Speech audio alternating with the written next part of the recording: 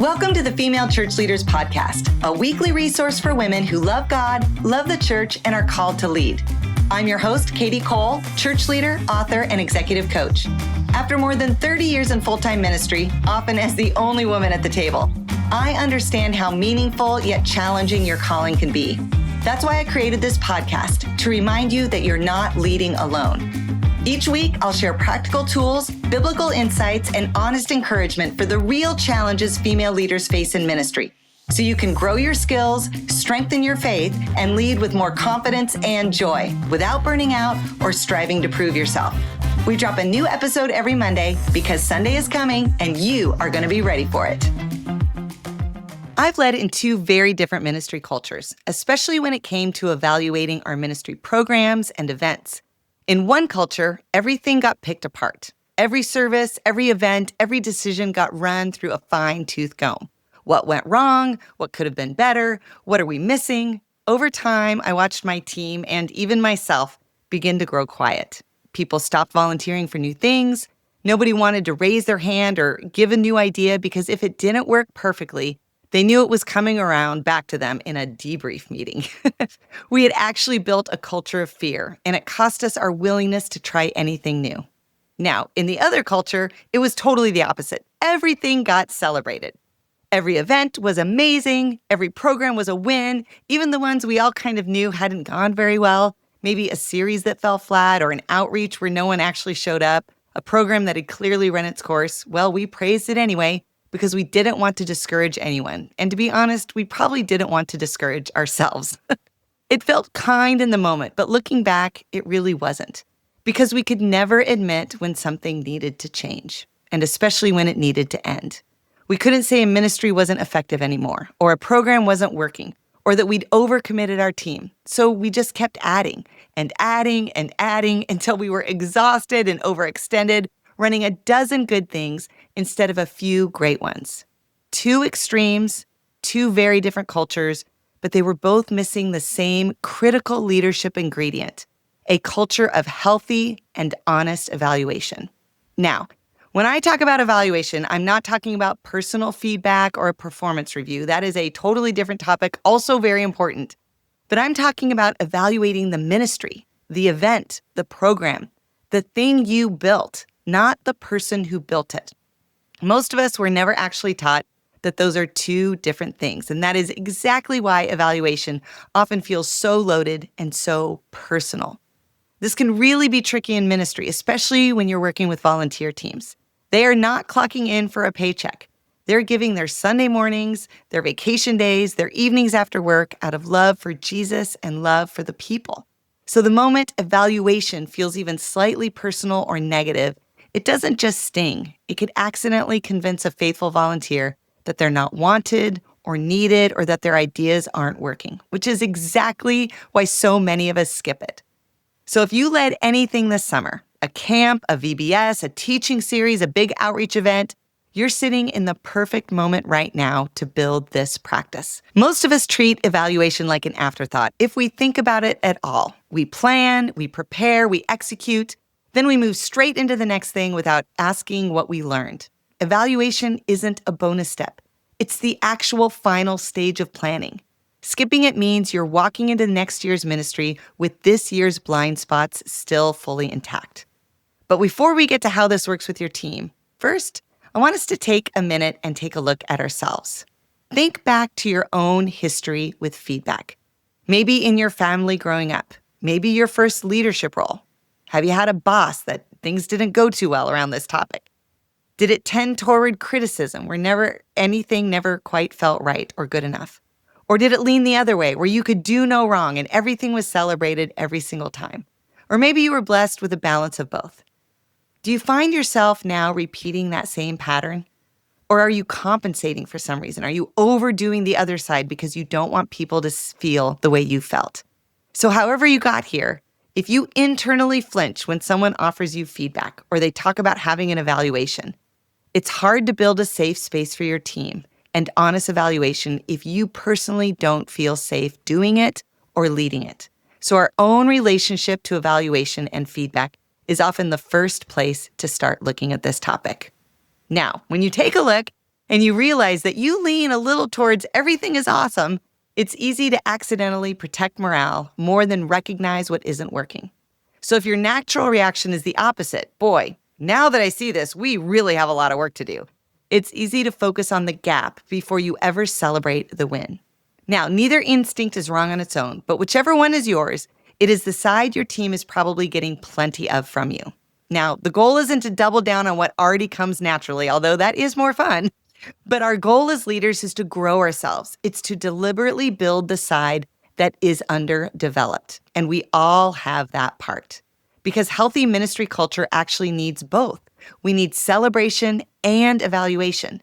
Celebration without evaluation becomes denial. But evaluation without celebration becomes fearful. Not one instead of the other, and not one is more important than the other. They are two different functions for two different parts of your evaluation and two different groups on your leadership team. Celebration is about the people who did the work. It's for everyone. It protects morale, reinforces calling, and reminds your team why the sacrifice they made was worth it. Evaluation, the second part, is the part about the program. It protects effectiveness, so you're not pouring next year's resources into something that's already stopped working. Different purposes, different postures. Combine them and you'll water down celebration to make room for critique, or you'll soften the evaluation so that you don't bum out the mood. And then neither one does its job. As the leader, you have to run both meetings, and you need some of your team's voice in both because your team sees things that you can't. Now, the first meeting, the celebration meeting, is whether you gather everybody together, not just key leaders, but everyone who served, everyone who's there to celebrate, everyone who had a part in what was going on. And then you take time to ask 3 critical questions. Number 1, where did we see God at work? This is a great time to, at a staff meeting or at a volunteer rally, to actually talk about what are the stories, what are the things that we saw where God was clearly at work in people's lives. Number 2, what are we celebrating? What were the wins? Did we reach our goal? Did we make things better than last year? Did we move things forward? And number 3, who do we want to affirm? And this is one of the key ones. It's one that I often overlooked as a leader. Who were the people that really went the extra mile? Who were the key people behind the scenes that need to get celebrated? Who do we need to thank for pulling off this amazing event or really investing in these people through this program? That's it. Stories, wins, specific praise for specific people. Not a generic, great job, everyone, but name exactly what someone did and the difference that it made. Now, you can do this for a long time, but even just 15 minutes can hit all of these questions and celebrate both God's hand and your team's hard work. Then you pray and thank God for what He did. Now, like I said, you can do this at a volunteer meeting. I see it a lot in staff meetings. You just want to make sure that you celebrate with the people who are on the front line contributing. Celebrating is the focus when we are all together. Now, evaluation is totally different. It's the second meeting that you have next. And I just want to say, you want to make sure that everybody who's going to be in the second meeting also was in the first meeting, because the wins matter to inform the evaluation. And the second meeting is smaller. It's just you and the leaders who are actually responsible for pulling this off. And you ask 3 totally different questions. The first one, what worked well and why? Now, that second part is important because a lot of times we talk about what worked well, but we don't take time to understand why. Maybe a new leader was put in place. Maybe a new process was tried. Maybe just miraculously God did something weird and we can't count on that all the time. What worked well and why did it work so well this time? Number 2, what could be improved?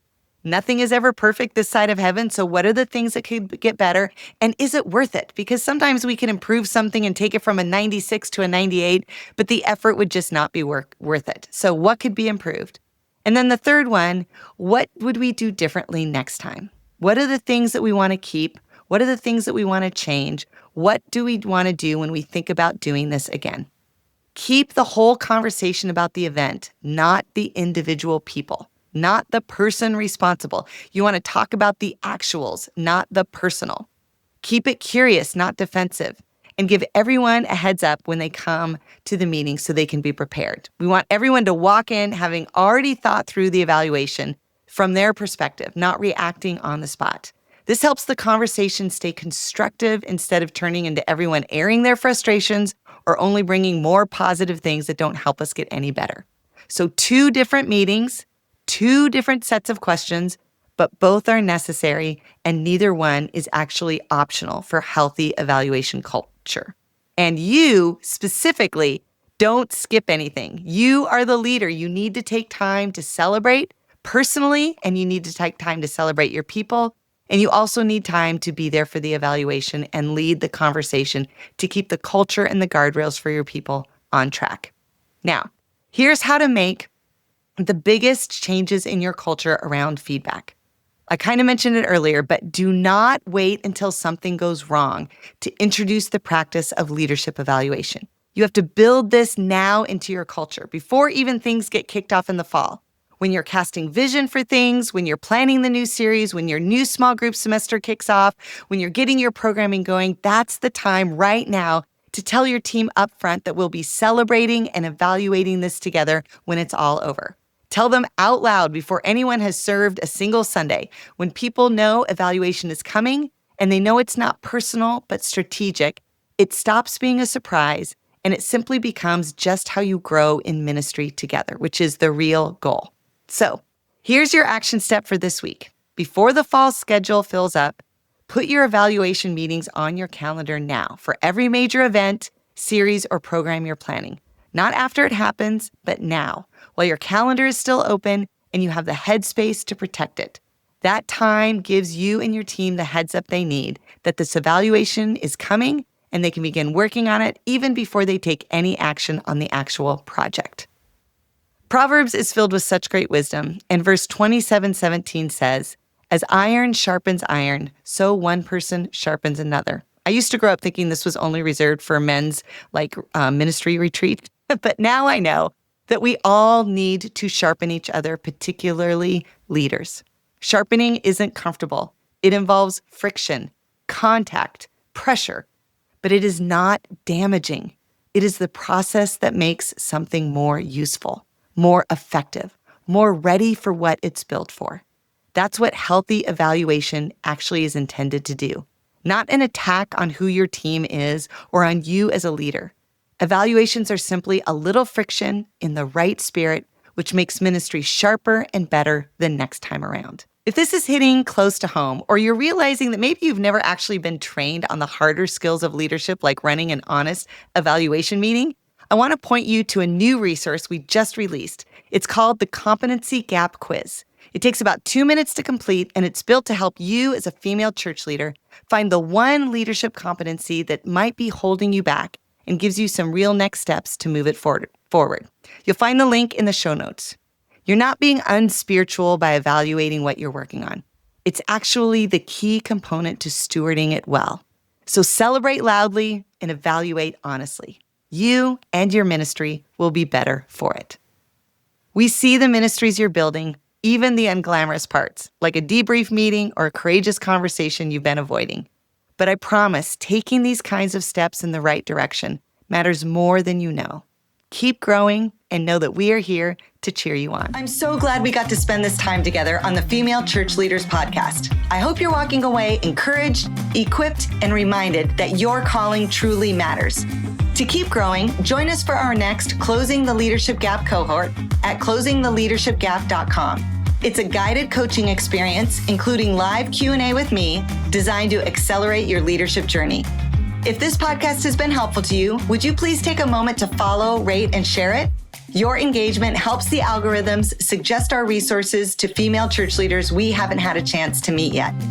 And don't forget to follow at Female Church Leaders on Instagram for encouragement and leadership tools designed just for you.